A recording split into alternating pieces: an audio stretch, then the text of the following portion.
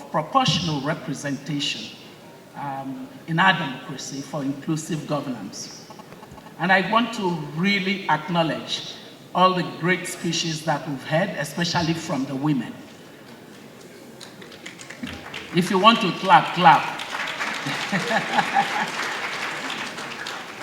So we're discussing this within the context of the need for a new constitution for our country. So I thought that in laying my context, I should really make the point that the assumption that Nigeria is an exceptionalism is a fallacy.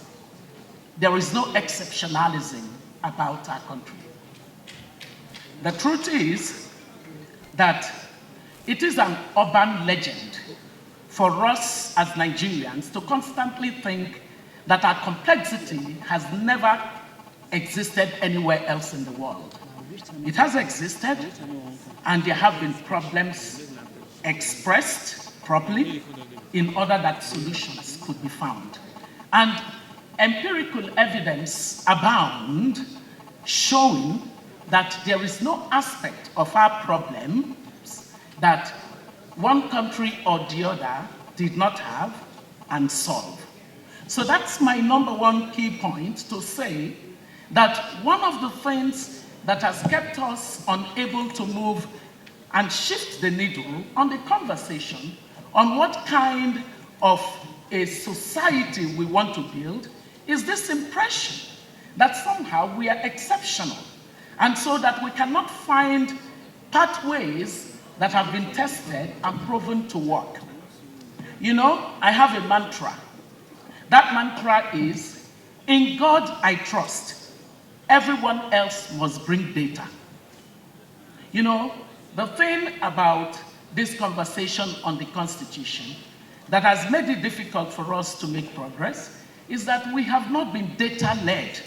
We have not been scientifically led. We've not allowed empiricism and analysis to support and project why we all must think of the necessity to correct deformities, dysfunctions, and distortions that obviously are hobbling us. When we understand that, then it would not be necessary for us to have arguments that are not underpinned by the kind of evidence that shows that structure and function go hand in hand to produce better outcomes. That's what research shows us. Ladies and gentlemen, Mr. Chair, nothing in our destiny consigns us to massive failures of the kind that we face on all fronts. Nothing in our destiny suggests that values, our politics, our democracy, our governance, rule of law, institutions building, effective regulatory frameworks, order and stability, economic growth, prosperity, development, socio-cultural issues, inclusion, social cohesion, equality, and equity cannot operate within our territorial boundaries. Nothing in our destiny suggests that we cannot achieve these desirables.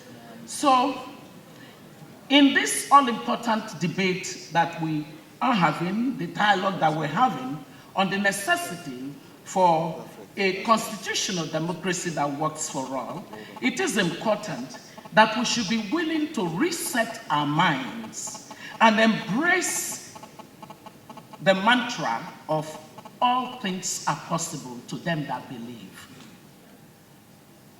Ladies and gentlemen, why does a new constitution matter? It turns out that research has shown that in political systems, structure acts as a powerful determinant that shapes political outcomes, often more than ideological intentions and individual leadership.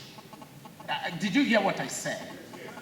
So, according to research, structure acts as a powerful determinant that shapes political outcomes, more than ideological intentions or individual leadership. Constitutional architecture fundamentally constrains political possibilities. A presidential system, for example, creates different incentives than a parliamentary one. And I leave Obong Atta, who is a specialist in that conversation about parliamentary or presidential. Federal structures distribute power differently than unitary states, creating multiple centers of authority that must negotiate rather than operate a single hierarchy. All of these things are the structural issues affecting our capabilities to optimize our endowments. So, ladies and gentlemen, historical examples show that structures and the durability of them can determine how far a people will go. We're solving for what, precisely? When protagonists for a new constitution put their voices out there, championing the cause. Well, ladies and gentlemen, we're solving for distortions, for dysfunction, and for structural deficiencies. And what does research show? In a place of distortion, dysfunction, and structural deficiency, there is absolutely no pathway to productivity and competitiveness. If there is no pathway to productivity of our country, to the competitiveness of our country, in a world that is led by competitiveness, where are we headed for? Where are we headed for? We can jump around in circles, but research shows this. It is only people who do not intend to go anywhere that will be told that research has proven some things, and you argue against it. Why? It doesn't make sense. So my own specific conversation, having laid this context, is the proportional representation issue.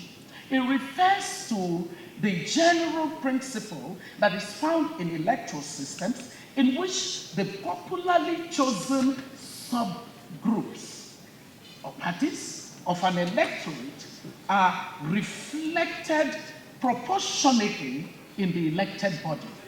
For example, if a party receives 30% of the votes, then it should ideally receive approximately 30% of the seats in parliament. It is a core principle on the basis of the idea that you cannot exclude people from the process of governance just because they are minorities or because they do not have the power that others with advantage have.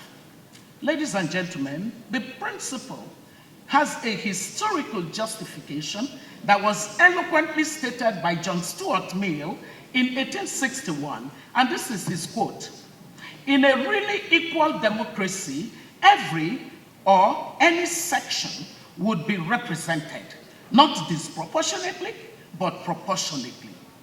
A majority of the electors would always have a majority of the representatives, but a minority of the electors would always have a minority of the representatives." Mr. Chairman, our democracy is in distress. One thing is clear: nobody is enjoying our democracy. But another thing is clear: none of us would like to give up our democracy. And the only way that we can assure it against the distress and then create a pathway for our governance on a good set of parameters is to have this conversation on the constitutional reform for our country.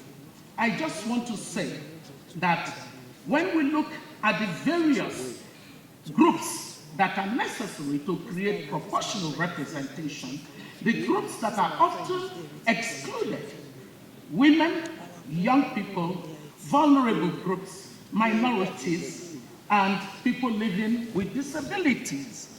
And what has happened is that a proportional representation ensures that this does not become an embedded political culture. So what does it say? It lays out some principles. Principles like fairness, principles like representation, legitimacy, and inclusion. So what do we know of what we lose as a people if we do not have a constitutional process that enables us to entrench these core values? What we know, for example, when it concerns the women, is that data has shown us that our country ranks 181 out of 193 countries in the Interparliamentary Union 2024 report on women representation in parliament, with only 3.6 of National Assembly seats held by women. This stark underrepresentation is a product of both cultural and systemic barriers entrenched by the current order that we practice. Well, it turns out that we are destroying our possibilities because data also shows that when women are included in governance, outcomes on public probity, public accountability, good governance, economic growth, stability have been higher than in places where this does not exist. So we harm ourselves, Mr. Chairman, by ignoring what is right in our faces. Ladies and gentlemen, countries who understand the full inclusion of their women in governance, they don't do it because we love our women. They do it because they love themselves.